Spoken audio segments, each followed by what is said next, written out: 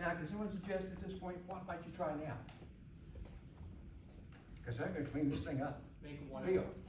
have 1 and 5 have common denominators. And that's- Okay, thank you. Put these two together with a common denominator of 3 plus 2x at the top. Which means that one right here needs it, 3 plus 2x. It's missing that.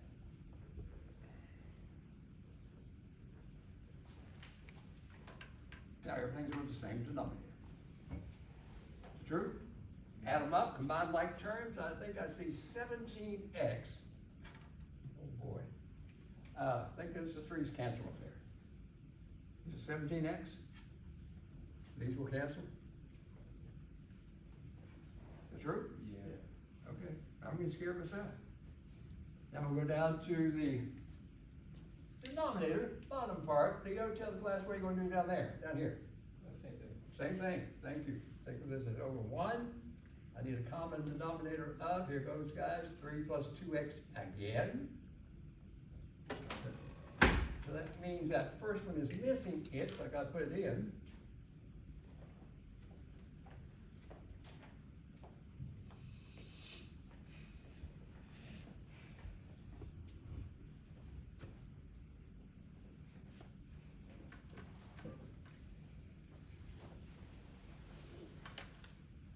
Now let's see what that is. Everything's over the same denominator.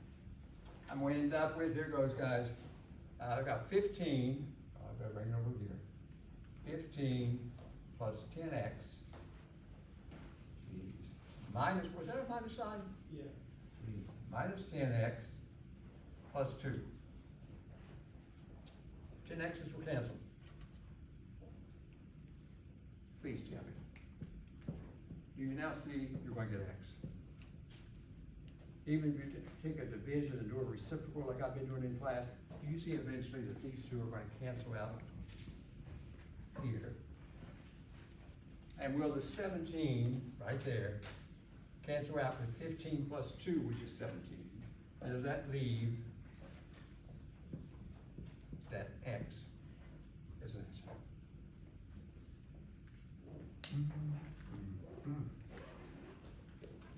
Jonathan, that's the official way to show, without randomly choosing numbers, that you have found the correct inverse.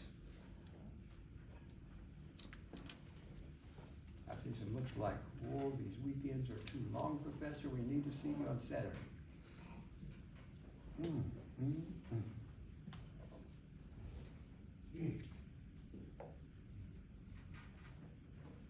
Okay, guys, that, no matter time here, took a little time. That was what I was thinking of in terms of a recap, since I had not seen you for a while. Yeah, I'll tell you more about what that quiz is going to cover on Wednesday. Any concerns here, guys? Now, Eric, I think about what my students tell me. So when I was driving home on Friday, I heard Eric say, Professor, could you show me at least one? And that'd be hard, it's just simple. Where you give me a function, you find its inverse, and you graph the function on a grid, and you graph along with it on the same grid the inverse. Do they have a relationship? The graphs. I'm not going to graph this one. Okay, I will show you one that he was concerned about this, close this down. Let's see what it may look like.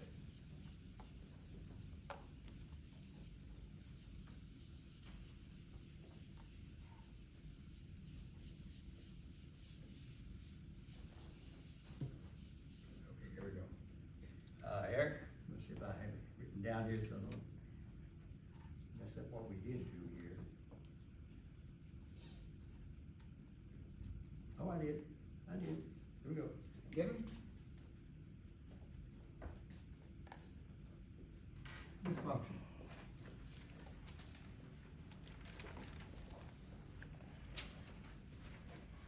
Find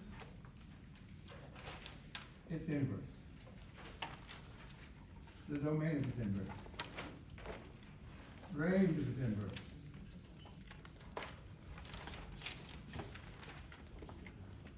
This is not going to be too bad.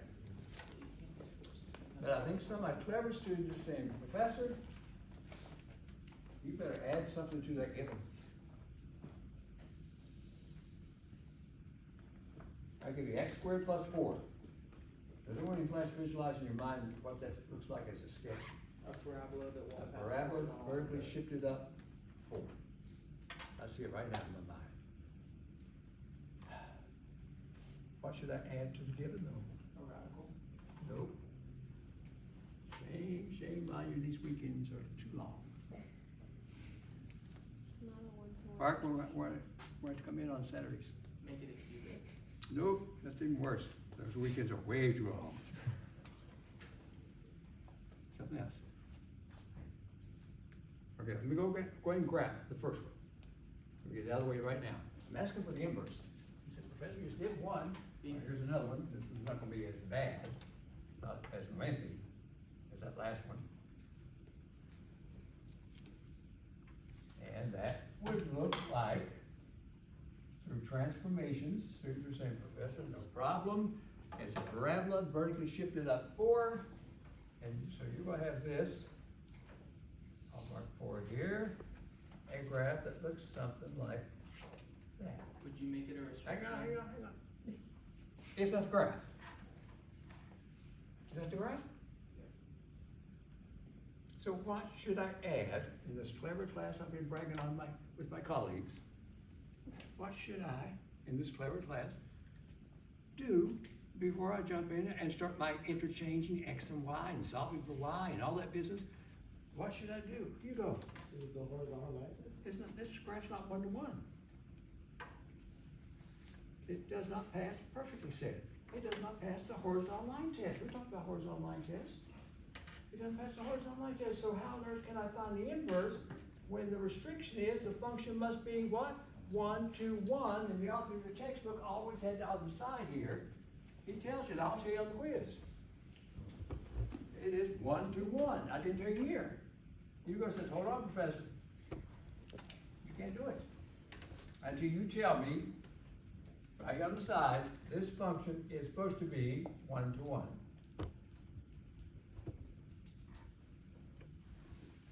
And if you use the horizontal line test like Hugo just told me, it's not 1-to-1. So for the purposes of 1-to-1, I'm gonna make it 1-to-1. You could set a restriction. Nah, I'm gonna put a little restriction like this. I'm gonna wipe out part of the graph. X has to be greater than 0. Let me do this.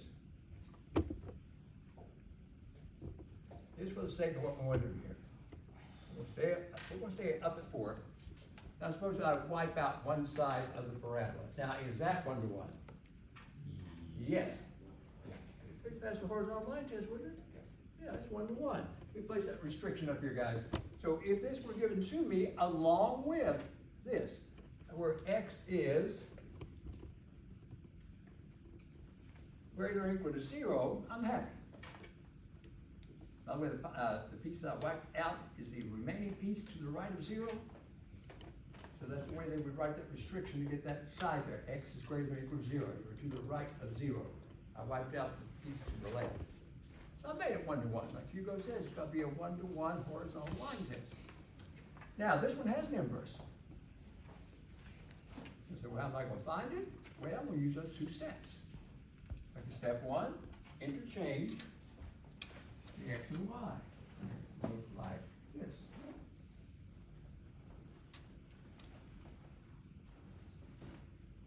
Interchange, only 2 steps. Step 2, you're supposed to solve for y, as you saw me do on the other problem. And guys, to solve for y here, I know you're going to say, move the 4 over, Professor. You have y squared, and then in this case, we would have to do what? How are you going to get the y? Now, you got y squared, Leo showed me, take the square root. So you got square root x subtract 4 is equal to y, which we think is the inverse now of that original plaque.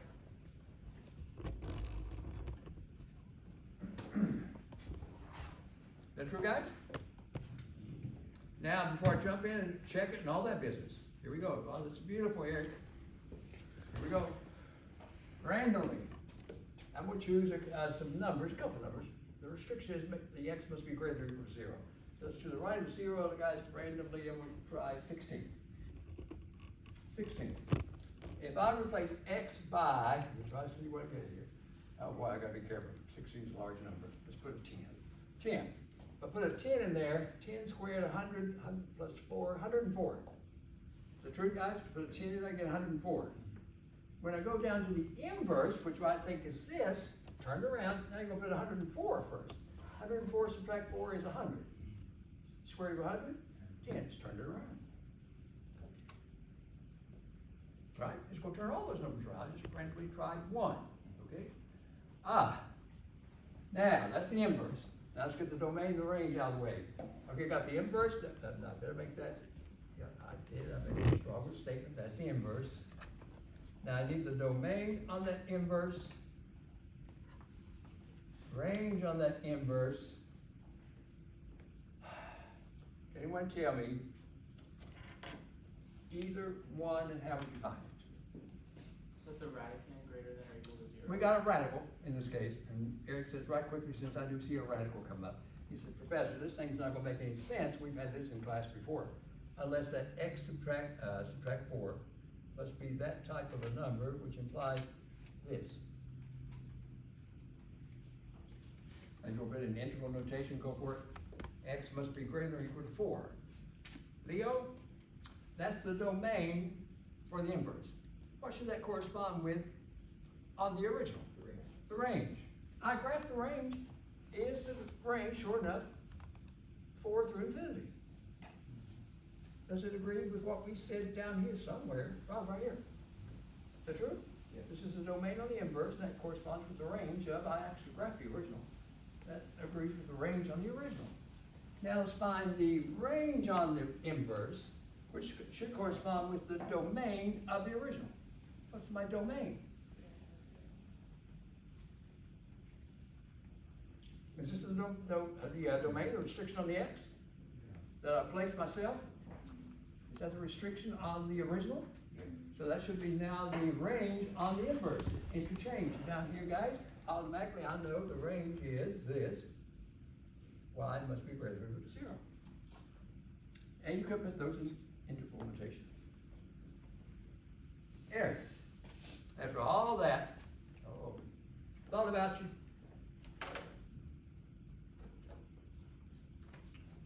Mr. Mathematician, here we go. I'm now going to graph the inverse. You'll say, Professor, my goodness, we graphed this way back in class on a quiz.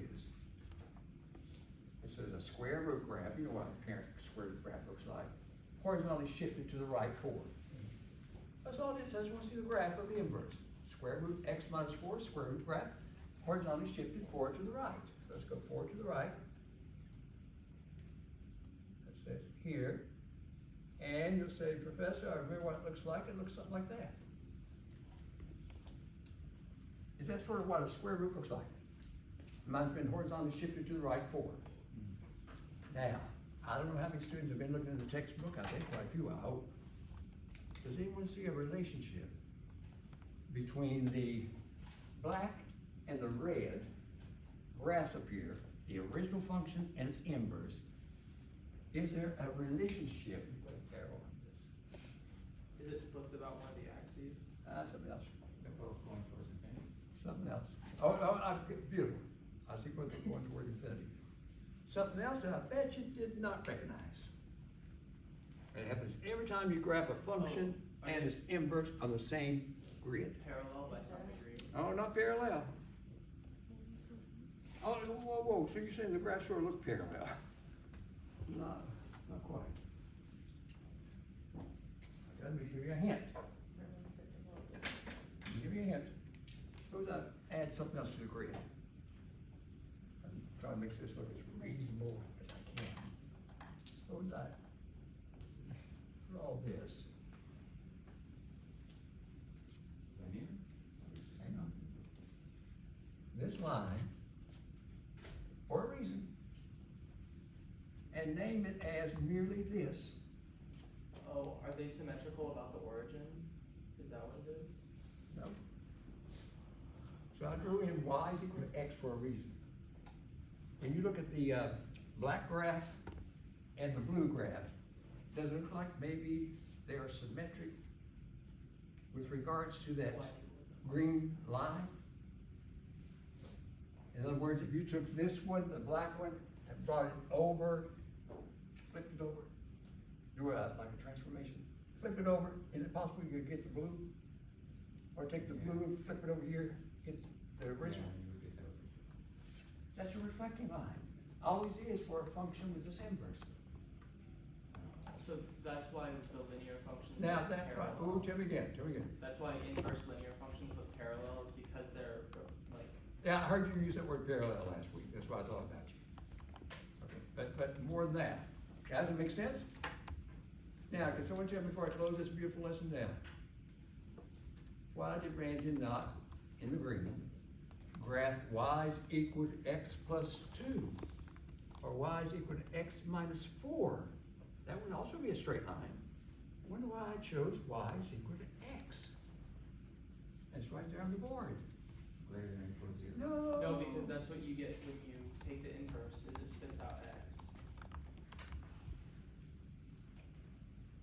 When you check and form the composite of a function which is inverse, you always get what? X. There's x. The green line is the x we're talking about. You always get x when you check the composite. And there it is drawn for you now, so I see an x. It's that straight line we're talking about. That's the x. And there's the reflection. Wow, mathematics. Ah. And I hadn't even started chapter, I'm in chapter 4 now. I'm not really into yet the exponentials, logarithmic functions. You ever seen anything like that? Oh, there you go. This help? Okay, you guys just came in a little late.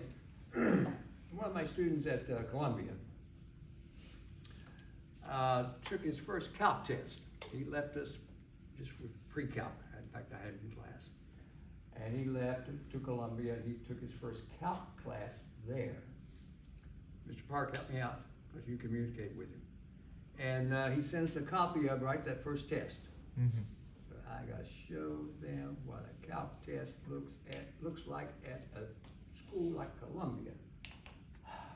Gotta show you. So he sent me a copy of it. What type of questions, the way they phrase their questions, and so forth and so on. Now, he's decided, help me out, Park, he decided, because I didn't know when he left us what he was going to do. He's decided to maybe do a double major or something like that, Yeah, he's doing math and CS.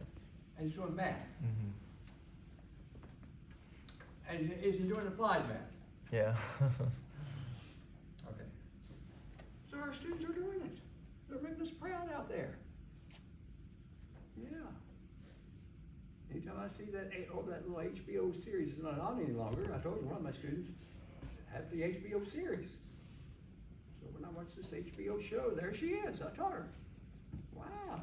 She changed her name a little bit. Yeah. There she is.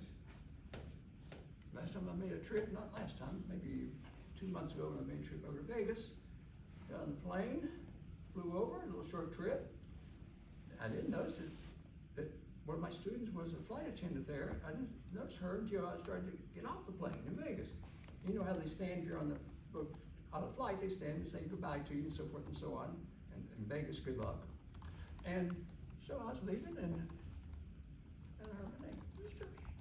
Oh my God. Then I turned around and there she is. I taught her, she's now a flight attendant. So we have students all over the place. Okay. Guys, does this help? Okay, now I'm looking at my time here. I know it's a lot to absorb, and you'll say, Professor, is there more? You're talking about more. There's tons more. This is a recap on some things we did last week. Should be very appreciative, but I take the time to recap. Okay. Anna, Park, anything to say about all this? Looks good. Looks Yeah. good. I think it looks good. Guys, anything at all? I'm looking at my time here. I know we're supposed to take a break in about 8 minutes, I guess. Leo, Yeah. what was that question? Oh, just real quick about the restriction. Is the restriction for the given of a one-to-one always gonna be the range to the inverse? Always. Cool. Always, so after, when I give you one of these on the quiz on Wednesday, and I'll tell you, I'm giving you one of these on the quiz. I'll remind you before I leave tonight. I'll give you one, and I'll make sure it's 1-to-1. Okay, and then you look back at it and come up with its domain. As soon as you find the domain of what I give you, you know automatically that's the range of the answer down here, and then vice versa. Okay. Guys, anything else? Okay, now before I let you go, let me set you up for what's going to happen when you return. We're going into exponential functions. Now let me do a little recap. When I started class, the first day I met you guys, you sat there all scared. All of you scared. I looked back, I told Mark and I said, oh, they're scared. Some were crying. You guys didn't see them, there was a back cry. Yeah, gee, I thought, what's going on here? And that first day, we talked about quadratic functions, linear functions. I think I even threw in absolute value functions. Yeah. Everything functions. All of a sudden, polynomial functions, rational functions, other functions. Now, one's coming up after the break. I'm just taking a little 5-minute thing here. They're called exponential functions. Now, there we go. I said the other day, if I should make you an offer, and I meet you at the door, on day 1, and we'll give you a penny. Day 2, I'll double that. It'll be 2 cents. You'll say, Professor, it's going nowhere. Who? Geez. Pretty soon they're gonna quit making pennies, Professor, forget pennies. But that's the way I wanna look at this. And the 3rd day, I'm gonna double that and give you what, 4 cents. That's right. And then I would like to know at the end of the month, after 30 days, how much money are you to collect? And I will tell you, I would have to write a check. It's not just a small amount, it's pretty much. I would have to write a check. Or take the offer and I'll give you $1 million the first day and you're done. You can take the million, or you can wait with me and I'll give you the penny and double that each day for 30 days, or take $1 million right now. Now, here we go. Day 1, I don't want to mess this up, guys. Here's the day. Let's use T for time. And then here's the other stock hash. Day 1, I'll read this. Day 2, I'm gonna double that. And I'm gonna write like this, if you don't mind. We're reading. We'll double. Day 3, we'll double again. 4 cents. I know that's this. Even better, it's this. Sort of lead me into where I want to go. That's 4 cents. 4th day, let's write this as, we'll double that 0.08. I know that's this. You know it's that. Better expressed as this. And it's supposed to go all the way through 30 days doing this. Is that, I think that's what I'm meant to do, right? Now, if I use T for time, C for cash, does anyone see with those few numbers I have in there, there's a pattern here. Does anyone see a formula Is it, that I could write out, Eric's gonna help me, that would generate what I have in that table? But a formula in terms of something here, and Eric, I think you had Is it something in one mind, over- or he's looking at 0.01, he's looking at the professor, it's nice that you write, the next one is twice that. This one came out to be 4 times that. I wrote for 2 squared, better. This one here was 8 times that, so I get 8 cents on that next professor. I wrote it as 2 cubed. is it 1/100 times 2 to the x? Oh, hang on now. Okay, let's call it, cash will be 0.01 times what now? 2 to the x. 2 raised to, let's use T for time.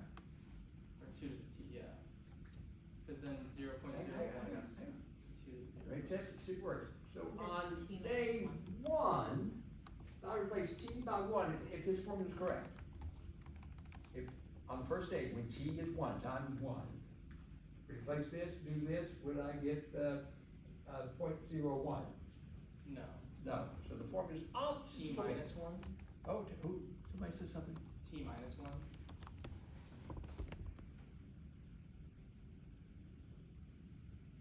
Now, let's test it with my numbers. If I now replace T by one the first day, T by one makes this, what? One subtract one is zero.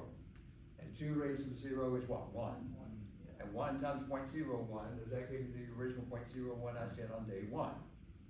Let's jump down and save a little time here. Day four, supposed to be 0.08. Put a four in here, four subtract one, if that's the formula, is three. That means two cubed, which is what, 8? And 8 times 0.01, is that what we said, promised you? So now do I have a formula based on my pattern here that I could use? So how much will I have? Look at this. After 30 days of doing this, 2 to the 29. absolutely, cash will be 0.01, 2 raised to the 30 minus 1.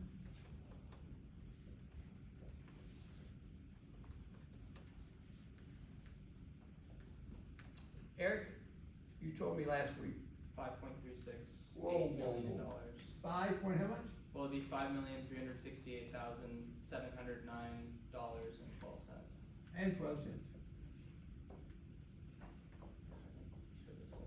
After 30 days.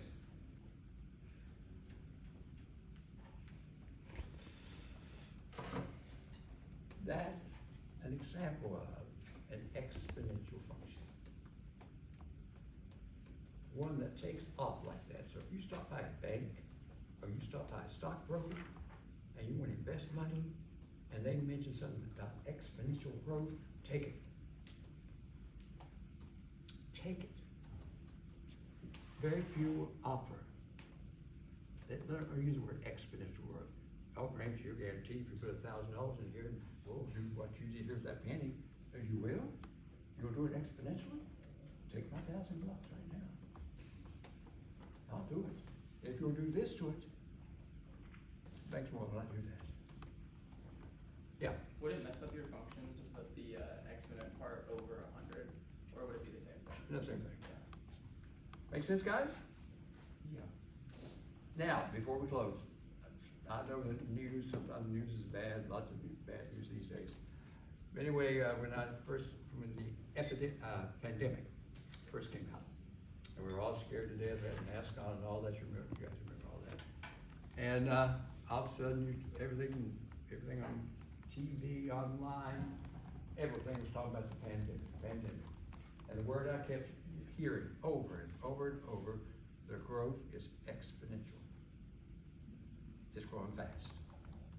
But me, knowing what exponential, that scared me even more.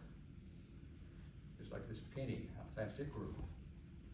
And I kept on hearing that word on the news, exponential growth. Eric, I think I answered your question about the inverse and the relationship there.